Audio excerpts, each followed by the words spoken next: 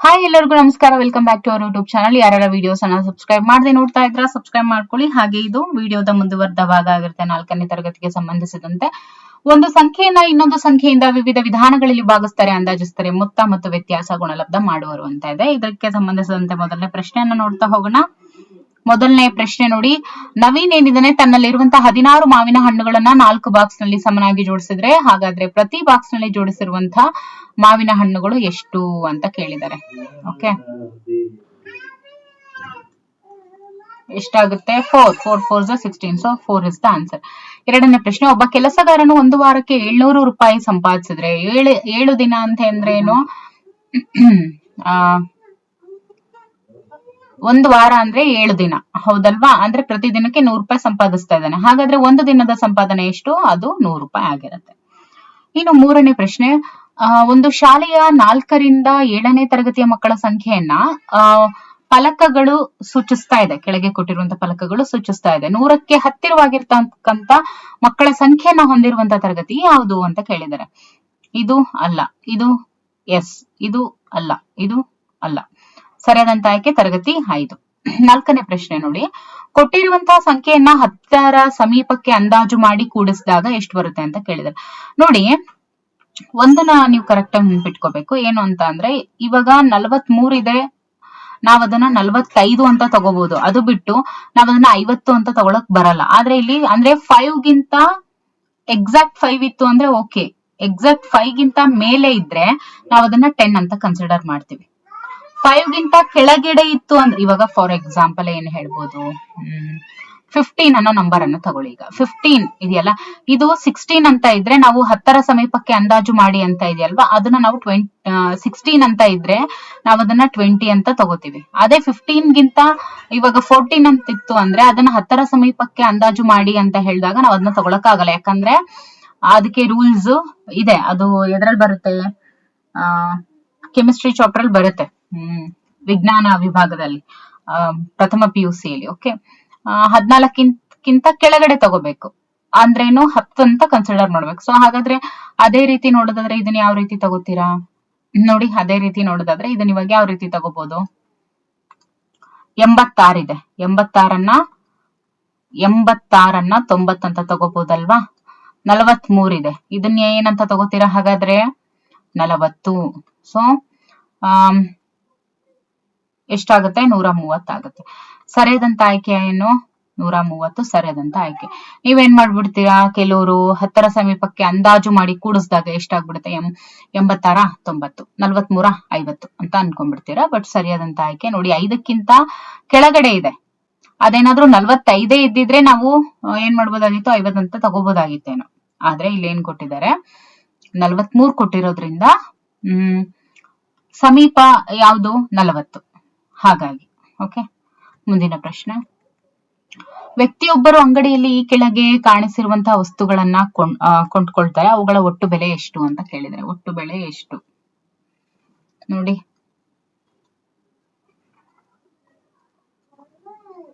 ಕೂಡಿದಾಗ ನಮ್ಗೆ ಎಷ್ಟು ಬರುತ್ತೆ? ದಟ್ ಈಸ್ 2517 ಬರುತ್ತೆ. Okay, this is the right answer. 17 9 10 11 8 8 16 -1 5 ಅಲ್ವಾ? So 2 2 5 1 7 is the answer. Okay, Rampur ಹಳ್ಳಿಯ ಜನಸಂಖ್ಯೆ 2578 ಹಾಗೂ ಕಮಲಾಪುರ ಹಳ್ಳಿಯ ಜನಸಂಖ್ಯೆ 5687 ಇದೆ. ಹಾಗಾದ್ರೆ ಎರಡು ಹಳ್ಳಿಯ ಒಟ್ಟು ಜನಸಂಖ್ಯೆ ಎಷ್ಟು ಅಂತ ಕೇಳಿದರೆ. 2 5 7 8 5 6 8 7 7 14 15 8 8 16 6 6 12 6 7 8. So 8265. Option 4 is the right answer. Okay, option 4 ಏನಿದೆಯಲ್ಲ, this is the right answer. ಮುಂದಿನ ಪ್ರಶ್ನೆ, 7ನೇ ಪ್ರಶ್ನೆ, ಕಮಲ 1256ಕ್ಕೆ ಸಾಮಾನನ್ನ ಕೊಂಡುಕೊಂಡು ಈ ಕೆಳಗಿನ ನೋಟುಗಳನ್ನ ಕೊಡ್ತಾಳೆ. ಹಾಗಾದ್ರೆ ಕಮಲಾಳಿಗೆ ಸಿಗಬೇಕಾದಂತ ಚಿಲ್ಲರೆ ಹಣ ಎಷ್ಟು ಅಂತ ಇದೆ.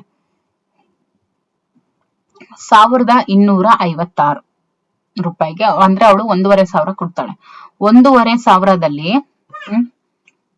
ಅವಳು 1,500 ಕೊಡ್ತಾಳೆ.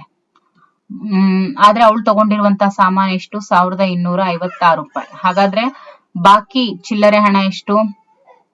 10ರಲ್ಲಿ 6 ಹೋದ್ರೆ 4, ಹೌದಲ್ವಾ? 9ರಲ್ಲಿ 5 ಹೋದ್ರೆ ಎಷ್ಟು? 9ರಲ್ಲಿ 5 ಹೋದ್ರೆ ಅದು ಕೂಡ 4. ಇನ್ನು 4ರಲ್ಲಿ 2 ಹೋದ್ರೆ ಎಷ್ಟು? 4ರಲ್ಲಿ 2 ಹೋದ್ರೆ ದಟ್ ಈಸ್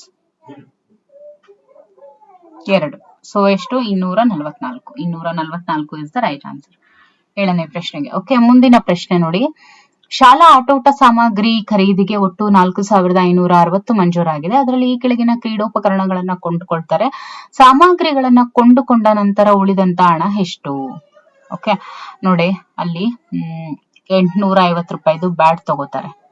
ಆಮೇಲೆ 650 ರೂಪಾಯಿದು ಕೇರಂ ಬೋರ್ಡ್, ಆಮೇಲೆ ಚೆಸ್ ಬೋರ್ಡ್ 430, ಆಮೇಲೆ ಬಾಲ್ ಇದೆ ಅದು 250. ಇನ್ನು ಶಟ್ಲ್ ಕಾಕು, ಬ್ಯಾಟು ಅದು ಎಲ್ಲ ಸೇರ್ಕೊಂಡು ಎಷ್ಟಾಗುತ್ತೆ? 154 ರುಪೀಸ್ ಆಗುತ್ತೆ. ಓಕೆ ನೋಡಿ, 1 2 3 4 5 ಐಟಮ್ಸ್ ಇದೆ. ಎಷ್ಟು? 850, 630, 430, ಆಮೇಲೆ 250, ಆಮೇಲೆ 154. ಹೌದಲ್ವಾ? ಎಸ್. ಹಾಗಾದ್ರೆ ಒಟ್ಟು ಎಷ್ಟಾಗುತ್ತೆ ಅದು?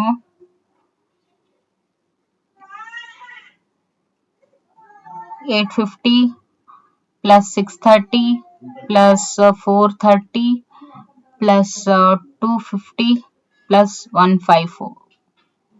154 ಎಷ್ಟಾಗುತ್ತೆ? 2314 ಆಗುತ್ತೆ. ಓಕೆ, 2314 ಆಗುತ್ತೆ. ಸೊ ಉಳಿದ ಹಣ ಎಷ್ಟು ಅಂತ ಕೇಳಿದ್ದಾರೆ. 4560 ನಲ್ಲಿ ಇದನ್ನ ಮೈನಸ್ ಮಾಡಿದ್ರೆ ಎಷ್ಟಾಗುತ್ತೆ?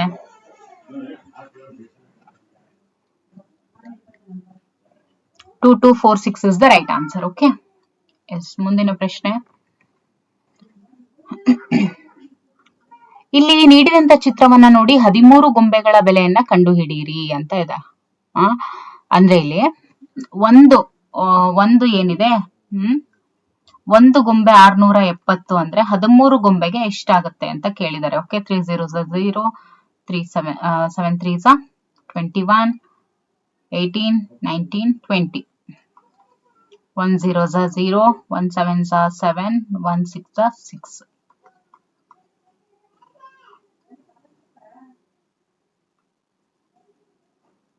Eight 710 is the right answer. Okay, Bheemanna ಪ್ರತಿದಿನ 175 ಇಟ್ಟಿಗೆಗಳನ್ನ ತನ್ನ ಕಾರ್ಖಾನೆಯಲ್ಲಿ ತಯಾರಿಸ್ತಾನೆ. ಅವನು 26 ದಿನಗಳಿಗೆ ತಯಾರಿಸುವಂತಹ ಇಟ್ಟಿಗೆಗಳ ಸಂಖ್ಯೆ ಎಷ್ಟು ಅಂತ ಇದೆ. 175 ಇಂಟು 25 ಮಾಡಿದ್ರೆ ಎಷ್ಟು ಬರುತ್ತೆ ಆನ್ಸರು?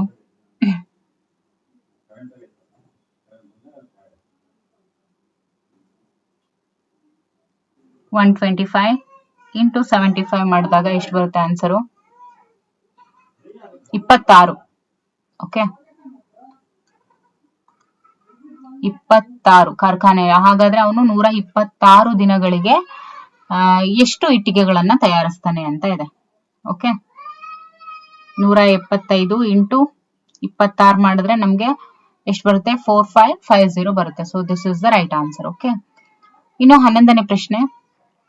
458 ಗರಿಷ್ಠ ಸ್ಥಾನದ ಸಮೀಪಕ್ಕೆ ಅಂದಾಜಿಸಿದಾಗ ಎಷ್ಟಾಗುತ್ತೆ? 458 59 60 ಅಂದ್ರೆ 460 ಆಗುತ್ತೆ. ಓಕೆ,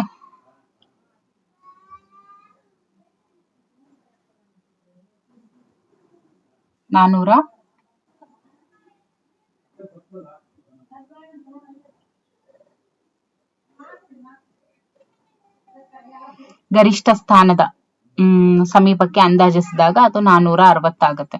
ಇದು ಸರಿನಾ ಅಲ್ವಾ ಅನ್ನೋದನ್ನ ನೀವು ಕಮೆಂಟ್ ಅಲ್ಲಿ ತಿಳಿಸಿ. ಓಕೆ, ಈಗ ನೋಡಿ, ಗರಿಷ್ಠ ಸ್ಥಾನ ಅಂದ್ರೆ ಇಲ್ಲಿ ಸ್ಥಾನ ಬೆಲೆ ಬಗ್ಗೆ ಹೇಳ್ತಾ ಇರೋದು. ಸೊ 458 ಗರಿಷ್ಠ ಸ್ಥಾನದ ಸಮೀಪಕ್ಕೆ ನಾವು ಅಂದಾಜಿಸಿದಾಗ, ಇಲ್ಲಿ ಹತ್ತಿರದ ಸ್ಥಾನ ಅಂತ ಕೇಳಿಲ್ಲ, ಗರಿಷ್ಠ ಸ್ಥಾನ ಅಂತ ಕೇಳಿದ್ದಾರೆ. ಓಕೆ, ಗರಿಷ್ಠ ಸ್ಥಾನ ಅಂದ್ರೆ ಈಗ ಅದು ಗರಿಷ್ಠ ಸ್ಥಾನ ಅಂದಾಗ ಏನಾಗುತ್ತೆ ಉತ್ತರ? 400 ಬರುತ್ತಾ? ಇಲ್ಲ. 450 ಅದಂತೂ ಇಲ್ಲ. 460 ಅದು ಬರೀ 2+2 ಆಗ್ಬಿಟ್ರೆ ಅದು ಗರಿಷ್ಠ ಏನದು ಅಷ್ಟೊಂದು ಡಿಫ್ರೆನ್ಸ್ ಆಗಲ್ಲ, ಹೌದಲ್ವಾ? ಸೊ ಗರಿಷ್ಠ ಸ್ಥಾನದ ಸಮೀಪ ಅಂತ ಅಂದಾಗ 500 ಅನ್ನುವಂಥದ್ದು ಸರಿಯಾದಂತ ಆಯ್ಕೆ ಆಗುತ್ತೆ. ಓಕೆ, ಇನ್ನು 12ನೇ ಪ್ರಶ್ನೆ. 98ಅನ್ನ 10ರ ಸ್ಥಾನದ ಸಮೀಪಕ್ಕೆ ಅಂದಾಜಿಸಿದಾಗ ಎಷ್ಟಾಗತ್ತೆ? 10ರ ಸ್ಥಾನದ ಸಮೀಪಕ್ಕೆ ಅಂದಾಜಿಸಿದಾಗ ಎಷ್ಟಾಗುತ್ತೆ ಅಂತ ಕೇಳಿದರೆ ಸರಿಯಾದಂತ ಆಯ್ಕೆ ನೋಡಿ ಏನು?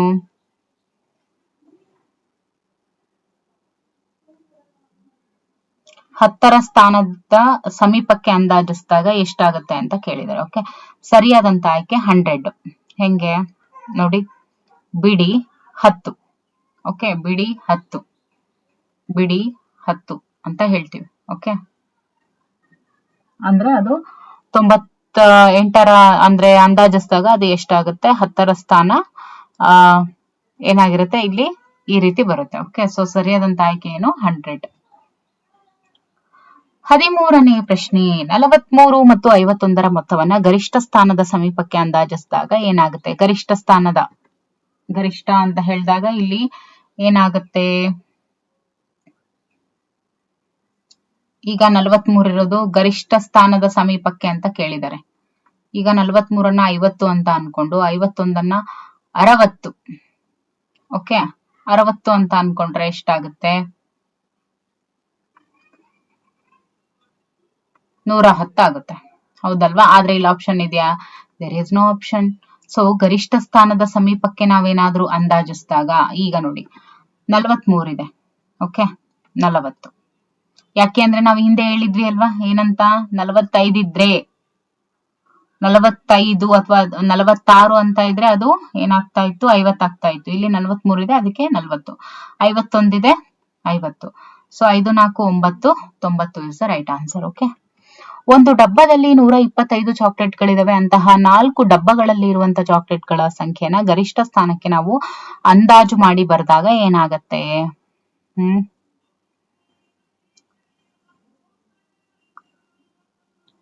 ಅಂತಹ 4 ಡಬ್ಬಗಳಲ್ಲಿ ಇರುವಂತಹ ಚಾಕ್ಲೇಟ್ಗಳು, ಒಂದು ಡಬ್ಬದಲ್ಲಿ 125 ಚಾಕ್ಲೇಟ್ ಇದಾವೆ. ಓಕೆ, ಒಂದು ಡಬ್ಬದಲ್ಲಿ 125. ಅಂತಹ 4 ಡಬ್ಬಗಳು ಅಂತ ಅಂದ್ರೆ 500 ಆಯ್ತು. ಸೊ ಗರಿಷ್ಠ ಸ್ಥಾನಕ್ಕೆ ಅಂದಾಜು ಮಾಡಿದಾಗ ಅದೆಷ್ಟು ಬರುತ್ತೆ? That is 500. ಓಕೆ, ಸರಿಯಾದಂತ ಆಯ್ಕೆ 500. 35 48 94 ಇವುಗಳ ಮೊತ್ತ ಎಷ್ಟಾಗುತ್ತೆ ಅಂತ ಕೇಳಿದ್ದಾರೆ. ಓಕೆ, ಇವುಗಳ ಮೊತ್ತ ಎಷ್ಟಾಗುತ್ತೆ? 177 ಆಗುತ್ತೆ ಇವುಗಳ ಮೊತ್ತ. Okay, 10 ನೂರುಗಳು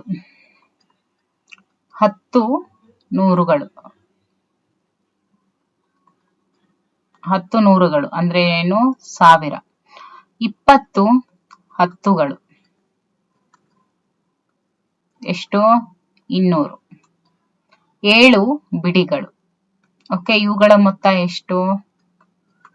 1207 is the right answer. Okay, 525 ಮತ್ತು 435ರ ವ್ಯತ್ಯಾಸ ಎಷ್ಟು ಅಂತ ಕೇಳಿದರೆ ನೋಡಿ, ಅವುಗಳ ವ್ಯತ್ಯಾಸ ಎಷ್ಟು ಅಂದ್ರೆ ದಟ್ ಇಸ್ 90. ನೋಡೋಣ, ನೋಡಿ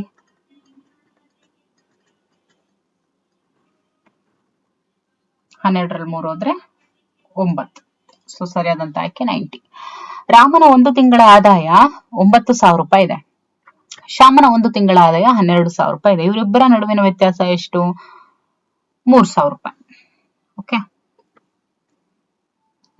ಇವರಿಬ್ಬರ ಆದಾಯದ ನಡುವಿನ ವ್ಯತ್ಯಾಸ. ಓಕೆ, ಒಂದು ಪೆಟ್ಟಿಗೆಯಲ್ಲಿ 14 ರಬ್ಬರ್ಗಳಿದಾವೆ. ಓಕೆ, ಒಂದು ಪೆಟ್ಟಿಗೆಯಲ್ಲಿ 14 ರಬ್ಬರ್ಗಳಿದಾವೆ. ಅಂತಹ 14 ಪೆಟ್ಟಿಗೆಯಲ್ಲಿ ಇರುವಂತ ರಬ್ಬರ್ಗಳು ಏನಾಗುತ್ತೆ? 14 × 14 ಮಾಡಿದಾಗ ನಮಗೆ ಎಷ್ಟು ಬರುತ್ತೆ? 196 ಬರುತ್ತೆ. ಓಕೆ, ಶಗುಪ್ತ 16 ಹೂಗುಚ್ಛಗಳನ್ನ ಕೊಂಡ್ಕೊಳ್ತಾಳೆ. ಪ್ರತಿ ಹೂಗುಚ್ಛದಲ್ಲಿ 9 ಹೂಗಳು ಇರ್ತವೆ. 16 ಹೂಗುಚ್ಛಗಳಲ್ಲಿ ಇರುವಂತಹ ಹೂಗಳು ಎಷ್ಟು ಅಂತ ಕೇಳಿದ್ದಾರೆ. 16 × 9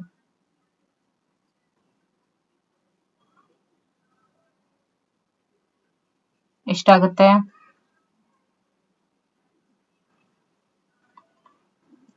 144 ಇಸ್ ದ ರೈಟ್ ಆನ್ಸರ್. ಇನ್ನು 15 ಇಂಟು 40 ಇದರ ಗುಣಲಬ್ಧ ಏನಾಗುತ್ತೆ ಅಂತ ಕೇಳಿದ್ದಾರೆ. 15 ಇಂಟು 4 40 ಇದರ ಗುಣಲಬ್ಧ ಏನು? 5 4s 20 4 1s 4 5 6 ಎಷ್ಟಾಗುತ್ತೆ? 600 ಇಸ್ ದ ರೈಟ್ ಆನ್ಸರ್. ಇನ್ನು 22ನೇ ಪ್ರಶ್ನೆ, ಇದು ಏನು? 3 6 18. 23ನೇ ಪ್ರಶ್ನೆ, 128ನ್ನ ನಾವು ಡಿವೈಡೆಡ್ ಬೈ 4 ಮಾಡಿದ್ರೆ 32 ಬರುತ್ತೆ. ಇದರಲ್ಲಿ 32 ಅನ್ನುವಂಥದ್ದು ಏನು ಅಂತ ಕೇಳಿದರೆ ಭಾಜ್ಯ, ಭಾಜಕ, ಭಾಗಲಬ್ಧ, ಗುಣಲಬ್ಧ ಅಂತ ಇದೆ. ಸರಿಯಾದಂತ ಆಯ್ಕೆ ಏನು? ದಟ್ ಈಸ್ ಇದು ಭಾಗಲಬ್ಧ ಆಗಿರುತ್ತೆ. ಒಬ್ಬ ಕೆಲಸಗಾರನು ಒಂದು ವಾರಕ್ಕೆ 452 ಸಂಪಾದಿಸಿದ್ರೆ ಅವನ ಒಂದು ದಿನದ ಸಂಬಳ ನೋಡಿ. ಒಂದು ವಾರ ಅಂದ್ರೆ ಎಷ್ಟು? 7 ದಿನ. ಸೊ 7 ದಿನಕ್ಕೆ 952 ರೂಪಾಯಿ ಸಂಪಾದಿಸ್ತಾನೆ ಅಂತ ಅಂದ್ರೆ ಪ್ರತಿ ದಿನದ ಒಂದು ದಿನದ ಸಂಬಳ ಎಷ್ಟು ಅಂತ ಕೇಳಿದ್ದಾರೆ. ಓಕೆ, 7 1s 7 7 3s 21 ಅಲ್ವಾ? ಇನ್ನೆಷ್ಟು ಉಳಿಯುತ್ತೆ? 1 2 3 4 ಉಳಿಯುತ್ತೆ. 7 6 42. ಸೊ 136 ರೂಪಾಯಿನ ಅವನು ಸಂಪಾದಿಸ್ತಾನೆ. 240 ಏನಿದೆಯಲ್ಲ ಅದನ್ನ ಇವುಗಳ ನಡುವೆ ಯಾವ ಚಿಹ್ನೆ ಬಳಸಿದ್ರೆ ನಾವು 30ನ್ನ ಉತ್ತರವಾಗಿ ಪಡಿಬಹುದು ಅಂತ ಇದೆ. 30ನ್ನ ಉತ್ತರವಾಗಿ ಪಡಿಬಹುದು ಅಂತ ಇದೆ.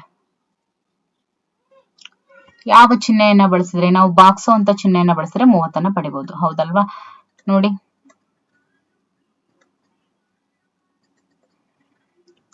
26ನೇ ಪ್ರಶ್ನೆ, 5 ಕೆಜಿ ಟೊಮೆಟೊ ಬೆಲೆ 95 ರೂಪಾಯಿ ಆದ್ರೆ 1 ಕೆಜಿ ಟೊಮೆಟೊ ಬೆಲೆ ಎಷ್ಟು? ನೋಡಿ, 5 ಕೆಜಿ 95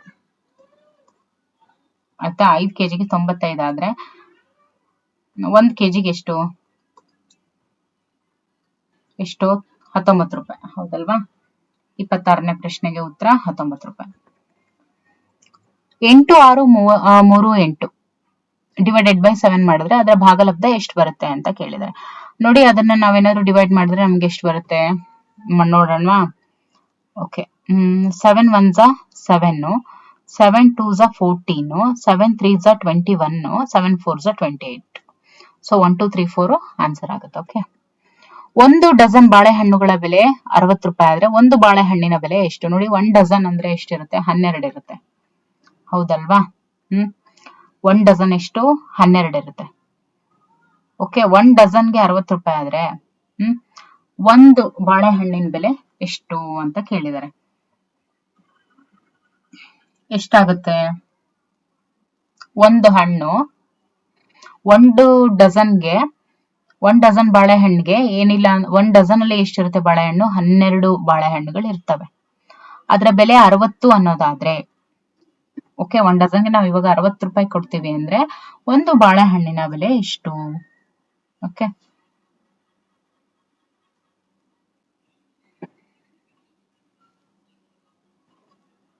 ನೋಡಿ,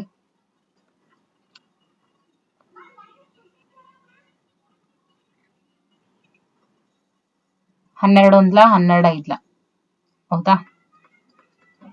2 6 2 3s 2 3s 2 1s 2 2 5s 10 3 1s 3 5s. Clear? ಎಷ್ಟಾಗುತ್ತೆ? 5 ರೂಪಾಯಿ. ಪ್ರಣವನ ಬಳಿ 8573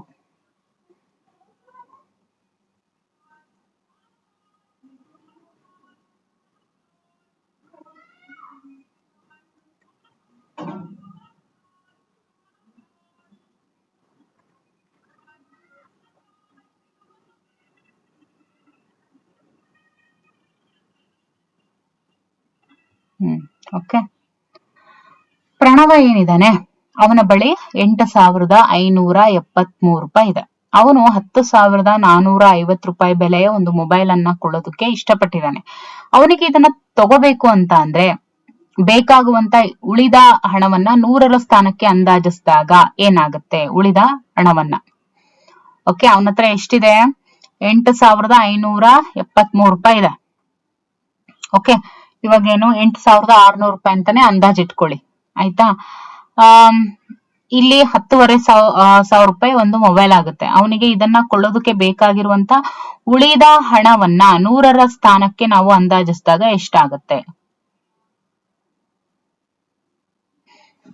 ನೋಡಿ ಇವಾಗ 10,450 ಅಲ್ವಾ, ಮೈನಸ್ 8,573 ಎಷ್ಟು ಬರುತ್ತೆ?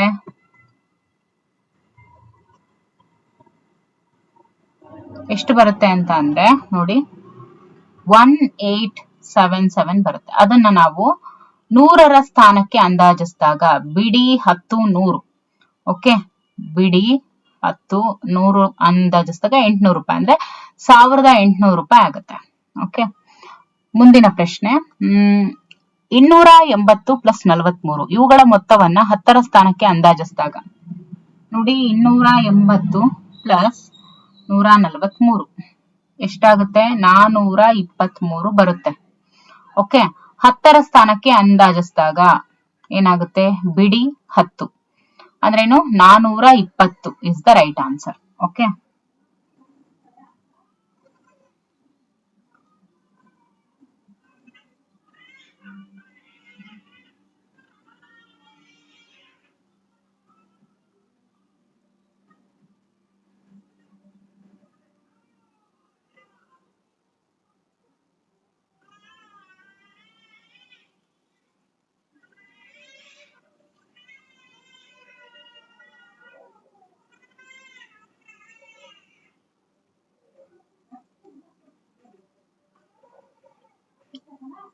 ಎಷ್ಟಾಗುತ್ತೆ? 420 ಆಗುತ್ತೆ. ಇನ್ನು ಮುಂದಿನ ಪ್ರಶ್ನೆ ನೋಡಿ, ಸವಿತಾಳು 10 ತೆಂಗಿನಕಾಯಿಗಳನ್ನ ಒಂದಕ್ಕೆ 12ರಂತೆ ಮಾರಿದ್ಲು. 10 ತೆಂಗಿನಕಾಯನ್ನ 12 ರೂಪಾಯಿಗೆ ಮಾರ್ತಾಳೆ. ಒಂದು ಹಣದಲ್ಲಿ 5 kg ರಾಗಿ ಖರೀದಿಸ್ತಾಳೆ. ಅಂದ್ರೆ ಬಂದ ಹಣ ಅಂದ್ರೆ ಎಷ್ಟು? 120 ರೂಪಾಯಿ ಆಗುತ್ತೆ ಅವಳಿಗೆ, ಹೌದಲ್ವಾ? 12 120 ರೂಪಾಯಿ ಆಗುತ್ತೆ. ಅಂದ್ರೆ ಅವಳು ತೆಂಗಿನಕಾಯಿ ಮಾರಿದ್ದು 120 ರೂಪಾಯಿ ಬಂದಿರುತ್ತೆ. ಬಂದಂತ ಹಣದಲ್ಲಿ 5 kg ರಾಗಿಯನ್ನ ಖರೀದಿಸ್ತಾಳೆ. ಹಾಗಾದ್ರೆ 1 kg ರಾಗಿ ಬೆಲೆ ಎಷ್ಟು? ಸೊ ಅವಳಿಗೆ ಬಂದಂತ ಹಣ 120. ಓಕೆ, 5 kg ಖರೀದಿಸ್ತಾಳೆ ಅಂತ ಅಂದ್ರೆ ನೋಡಿ 5 1 5, 5 2 10, 5 4 20. ಸೊ 1 kg ರಾಗಿ ಬೆಲೆ ಎಷ್ಟು ಬಿತ್ತು ಅಂತ ಅಂದ್ರೆ ದಟ್ ಈಸ್ 24 ರೂಪಾಯಿ ಬಿತ್ತು ಅವಳಿಗೆ. ಓಕೆ, ಸೊ ಇಲ್ಲಿಗೆ ಈ ಒಂದು ಟಾಪಿಕ್ ಇದು ಕಂಪ್ಲೀಟ್ ಆಯ್ತು. ಮತ್ತೆ ಮುಂದಿನ ಒಂದು ವಿಡಿಯೋನಲ್ಲಿ ಇದಕ್ಕೆ ಸಂಬಂಧಿಸಿದಂತೆ ಇನ್ನಷ್ಟು ಪ್ರಶ್ನೆಗಳನ್ನ ನೋಡ್ತಾ ಹೋಗೋಣ. ಇದು ನಿಮ್ಗೆ ಎಷ್ಟು ಮಟ್ಟಿಗೆ ಹೆಲ್ಪ್ಫುಲ್ ಅಂತ ಅನ್ನಿಸ್ತು ಅನ್ನೋದನ್ನ ಕಮೆಂಟ್ ಸೆಕ್ಷನ್ ಅಲ್ಲಿ ತಿಳಿಸಿ. Okay, thank you for watching.